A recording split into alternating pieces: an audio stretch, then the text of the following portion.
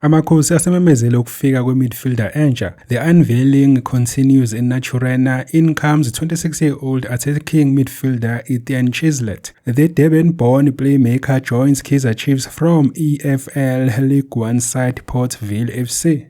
Player announcements. We are pleased to announce the signing of 26-year-old Etienne Chislett, an attacking midfielder known for his creative abilities. Welcome to the family. UChislett ebedlala khona-ke laphana England kuma-lower divisions. Uskoreke wona-ke ama-goals awu-42 waphinde wa-assista-ke kawu-16. So kusho khona-ke ukuthi-ke iplayer lizokwazi-ke ukuthi likwazi-ke ukuthi likhuphukile-ke amathuba amakhosi ukuthi akore wona-ke ama-goals ngoba sazi-ke ukuthi it was their problem last season.